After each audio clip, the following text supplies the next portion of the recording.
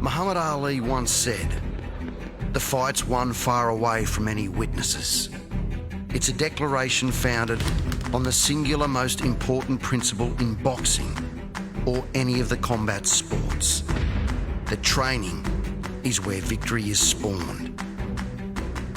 Tszyu, having outboxed, outpunched and outclassed Jeff Horn, is now the undisputed #1 boxer in this country.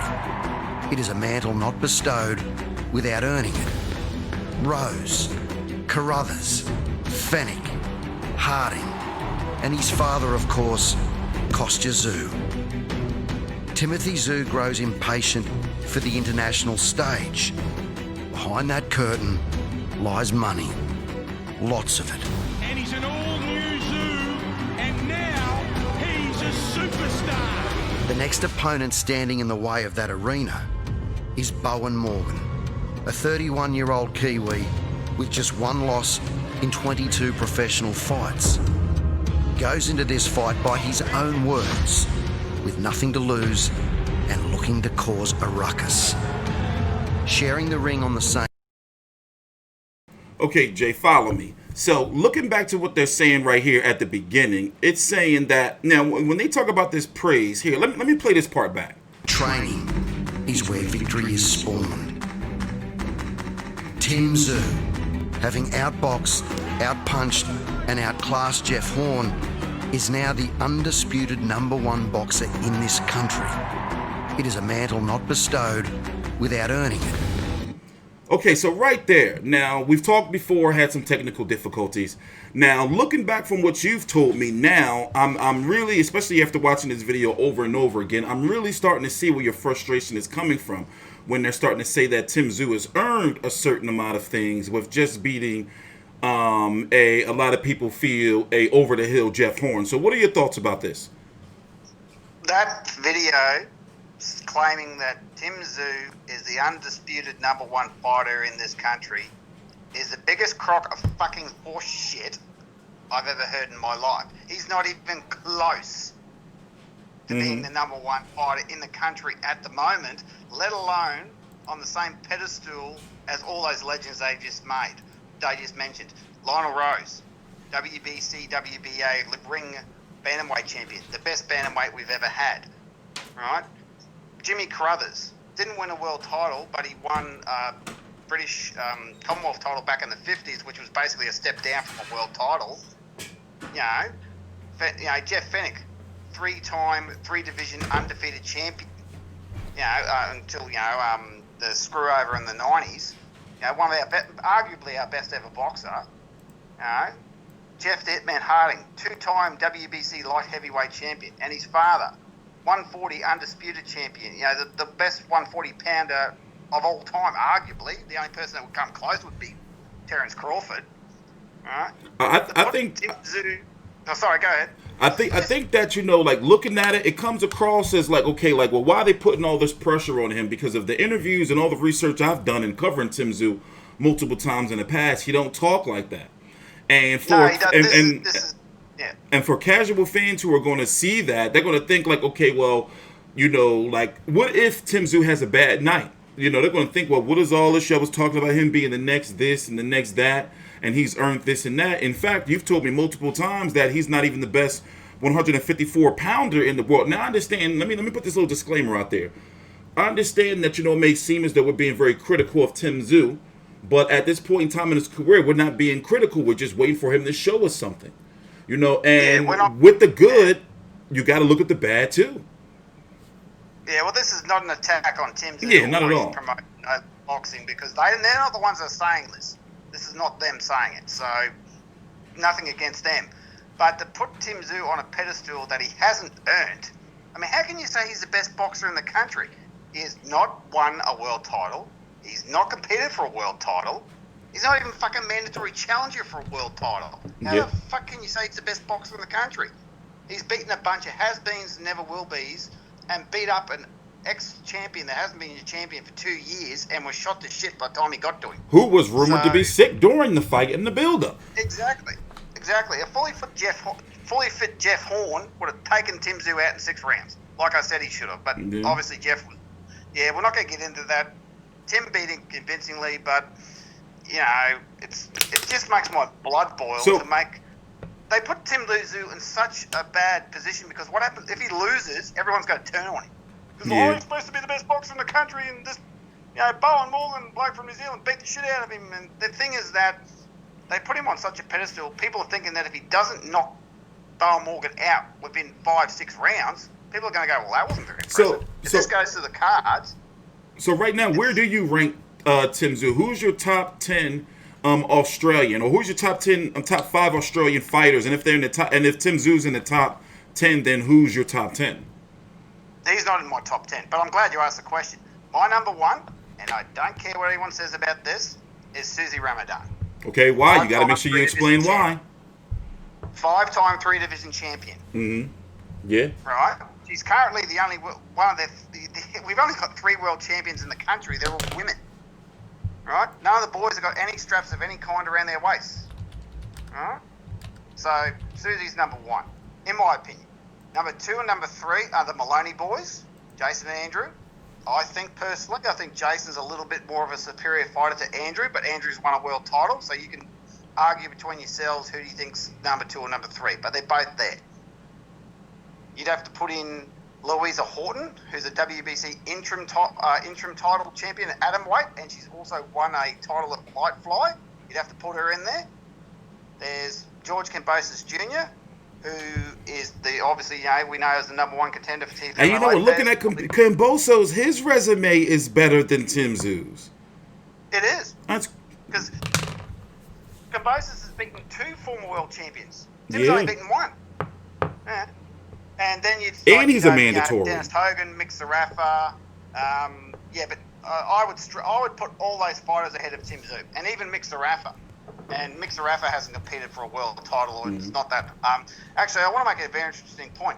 Liam Para, can you bring up the rankings on Fight News or wherever we can find the rankings? I need to make a really clear point here. I got him up.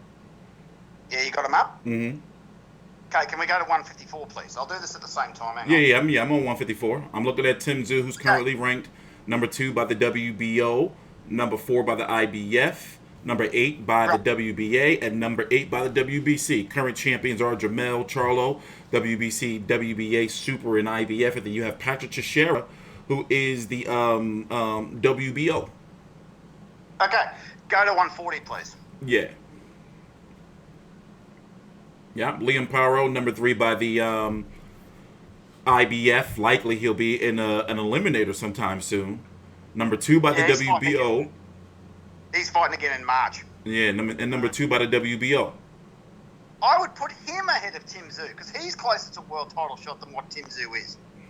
So I've had all those fighters and even Liam Paro by a smidge before I'd put Tim Tszyu as the number 1 fighter in this country. It's absolute. And even if he beats this Bowyn Morgan guy, who, by the way, let's get into the particulars of the fight, by the way. It's going to be in the BankWest Stadium. I have it here pulled up on the screen. It's going to be on main event pay-per-view over in Australia for $59.95, 60 quid. And here in the States, we won't know until probably fight week if it's going to be picked up on ESPN Plus, which will be a Wednesday morning for us here in the States. I believe. Yeah, Wednesday morning. Usually when I cover Australian fights, the main event is usually between 7 and 8 a.m. or so. Actually, getting around this time. 16 days from now. Tell us about the arena and tell us about the COVID restrictions. How many people will be in attendance or can be in attendance? Okay, well, let's start with the arena. The arena is called the BankWest Stadium, which is Parramatta, which is a western suburb of Sydney. It is the home ground of the Parramatta Eels, which is a NRL football team.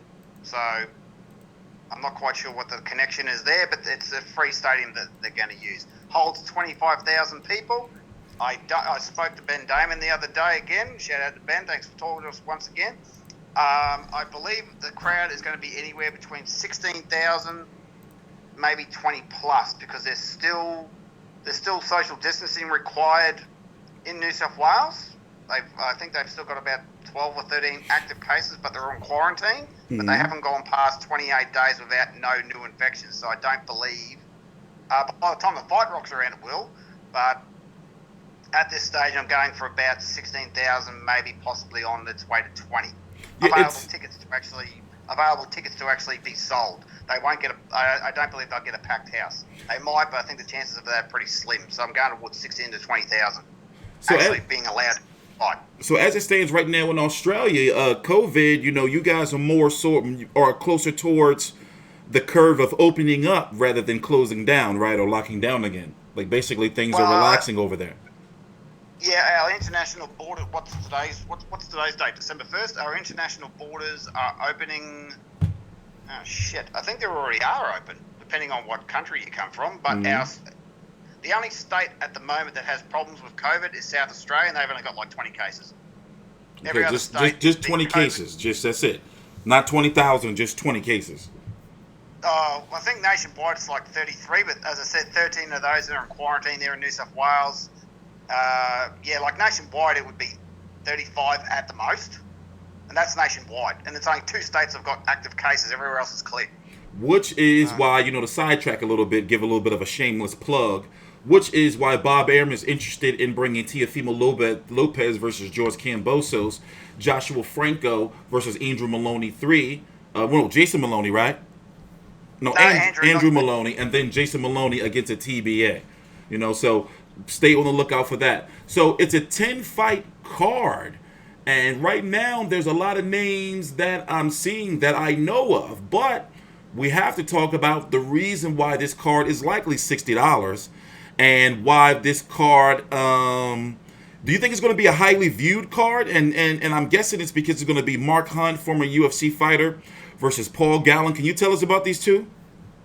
Yeah, well, everyone knows, anyone in the combat sport arena knows who Mark Hunt is. UFC fighter. Yeah, he's fought. Let me just throw some names out there real quick. Curtis Blades, Brock Lesnar, Derek Lewis, Brock Lesnar, Alistair Overeem, Frank Mir, Antonio Silva. He fought Stipe. And he's been around. So Dos Santos been raw. He's been around. Yeah, he's been around for quite a long time, and a bloody hard bastard. So, 46 years old. 46 years, he's that old? I thought he was only 42. Okay. 46 years old. 46. Yeah, well, he hasn't fought in 2 years. So he's fighting Paul Gallen. Now, everyone in Australia knows who Paul Gallen is. He is the former Cronulla Sharks / New South Wales State of Origin captain. Played rugby league for must have been close to 15 plus, maybe even 18 years. He was around for a long, long time. He's actually had, this is his 11th pro fight. Mind you, the level of competition that he's it says it's his 10th pro fight. He's 9-0-1 with 5 KOs, 39 years old, listed at 5'10", 5'11", weighs in around 230, just under, give or take. Well, he's the draw. Like, that fight is the draw card for this event.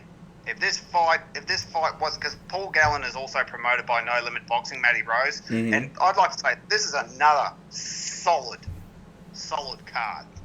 Yeah, tell us about it. I see some names I know. For example, I covered Bowie Tupu. He fought, if I'm correct, he fought Bryant Jennings in Philly, of all places. And he fought Joseph Parker, so he's a name that people know. You got Luke Jackson. Is that the same Luke Jackson? I think it is. Yes, it is. Yeah, that's the one that took on Carl Frampton a couple of years ago. Yep, for the featherweight. So he's actually fighting lightweight, but he's probably our best featherweight since Billy Dibb. So he's a real contender. He's no slouch. And I'm seeing a lot of undefeated fighters here, like a guy like a Paul Fleming fighting for IBF International. I'm guessing that's to get him into the IBF rankings. Yeah, well, he's actually coming back after 2 years of retirement. I looked at his thing; he hasn't fought in like 2 years, so he's coming back. Cole McKenzie is another lightweight. Ty Telford had that brilliant fight with Jack Brubaker. I think it was on the undercard to Tszyu Camilleri, which was May of last year. They said that was pretty much they gave round 9 the round of the year last year because they just beat the shit out of each other. It was a brilliant round. If you can find that round, Tyford versus Brubaker, round 9, watch it. It's worth the 3 minutes, I can tell you. Yeah. Who else is on there? Liam Wilson, is that as our super featherweight protege. Got all the potential to become a future world champion. He was Tszyu. He's a fantastic, phenomenal fighter. He's just going to keep going from strength to strength. The only negative that I can find for this card is that it doesn't have a women's fight. That's the only negative I can find. Let me play the rest of this clip from main event real quick before we continue. Arrive before each other from entirely different journeys. A rugby league player, in fact, a legend, against a fighter as pure as they come. Mark Hunt's life reads like a Hollywood redemption story. A violent childhood, poverty, gangs, and jail.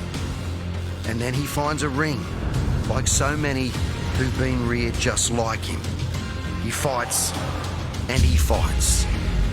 Gallen can now make a case that respect for him as a fighter is understated and overdue. He is unbeaten and not untested. Tough is tough. Boxing ring or football field. The courage derived by the probability of being physically hurt. Wednesday, December 16 at BankWest Stadium, Tszyu versus Bowyn Morgan and Mark Hunt versus Paul Gallen. Live, right here on Main Event. So basically, that's going to be Thursday morning for me, right? Wednesday night for you guys. Yeah, it'll be Wednesday night for you. It'll be Wednesday morning for you. So. Oh, gotcha. All right, yeah, I remember now. You guys are like 16 hours behind us or something. Gotcha. So. Gotcha. So, so is the card worth $60? Is it worth it? Oh God, fuck no, not. But will people buy it? Do you anticipate the pay-per-view? Oh, yeah, but here's the thing.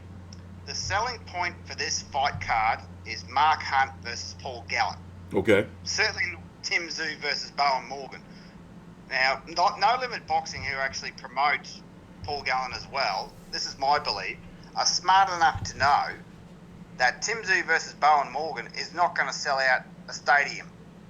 It would struggle to sell out an arena because no one knows who Bowyn Morgan is. I never heard of him until he was. So I guess you're saying that Tszyu is not an attraction enough yet, unless matched with a significant name.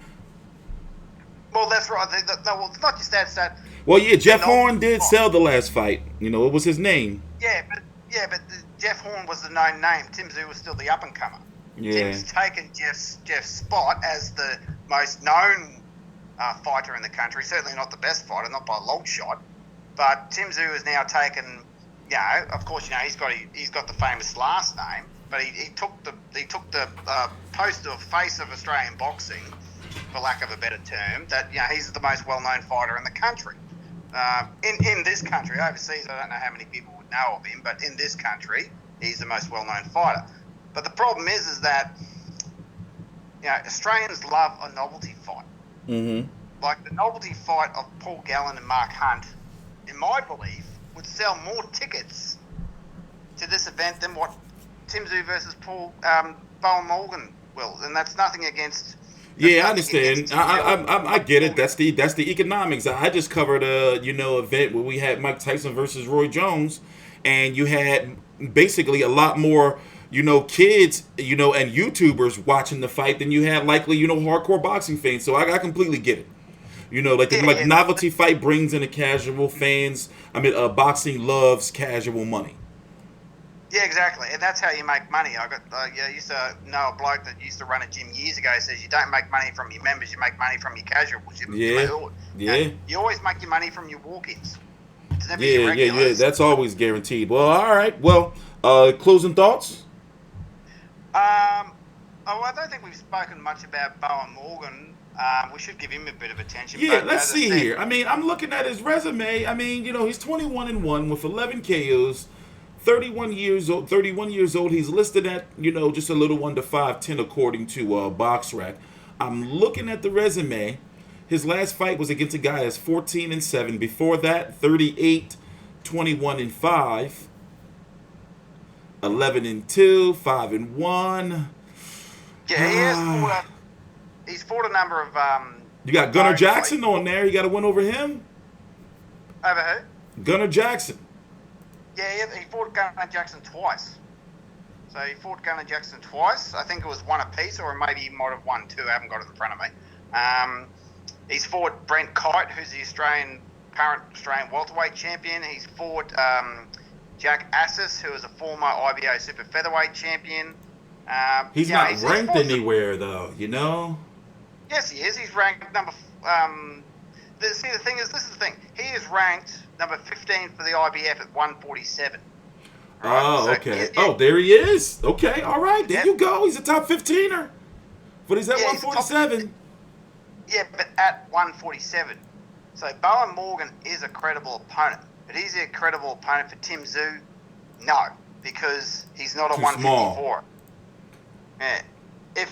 Even if Bowyn Morgan was ranked 15 at IBF, you'd still be going, oh, well, this guy's not really that flash because he's barely in the top 15. You know? Yeah. Tim Tszyu should be fighting Jared Swift-Hurd or Liam Wilson or one of those guys. But they're trying to milk him, though, you know, like or jump the line to get a title shot. Yeah, that's right. I mean, I say this, like, looking at it right now, Liam Smith for his next fight, if he wins, because he should defeat Bowyn Morgan. Liam Smith for Jared Hurd, you know, hell, even give me a Jack Kuke, a Takashi, and Noye. These are guys I've covered before. Even a guy like Sergio Garcia, he's a very, very solid fighter on the same level as Tim Tszyu. He actually has a little bit of a better resume, and he's fought on the same card as Sergio Martinez. He's a Sergio Martinez fighter. You know, there's options out there for him, man. Yeah. I mean, like, they got to get somebody next. Yeah, that's true, because saying that you can't go overseas to get competitors is bullshit, because the Maloney twins have gone over to Vegas twice. George Kambosos Jr.'s gone over to England. Yeah. So you can't travel out of the country is complete horseshit. And all those fighters that you mentioned, they went for big opportunities. So I'm pretty sure, well, we'll know next week. If Top Rank picks up this fight, I guarantee you they're watching Tim Tszyu. You know? So I couldn't...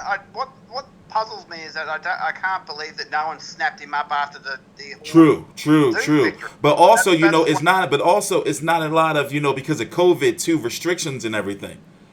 You know, they probably know he's not really going nowhere yet, you know? Yeah, that's true. But I think Golden Boy will be watching this because getting off key, but it's very important. What's going on with the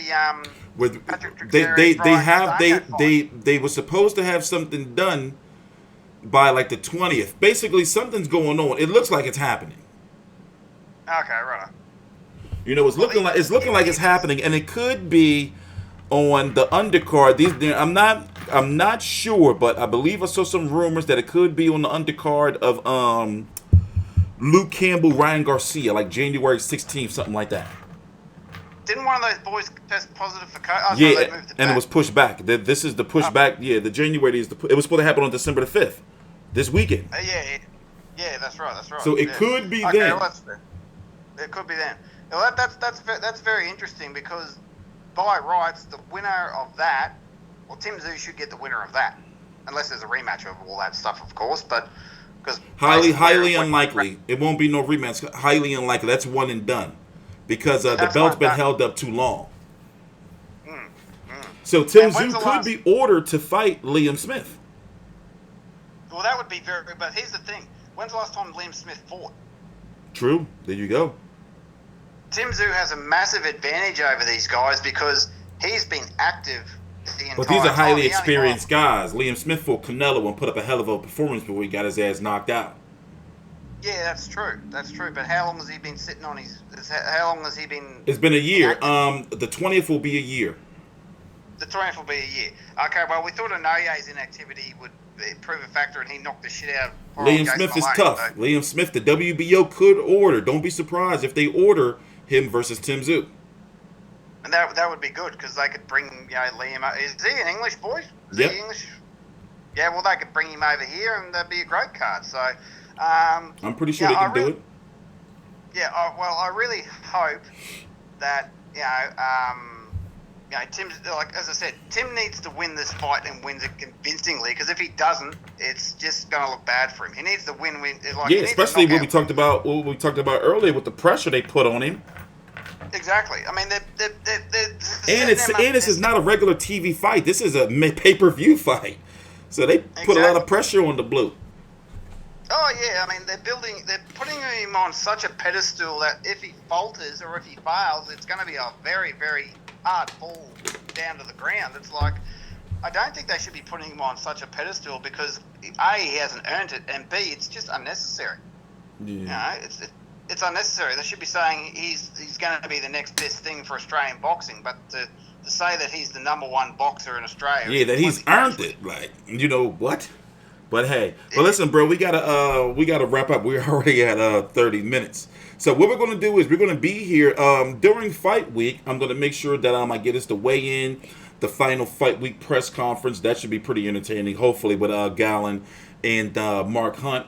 And then we're gonna be here for a post-fight video, me and Big J. So this is TstreeT Controversy with FightView360.com. See you guys on fight week. Please subscribe.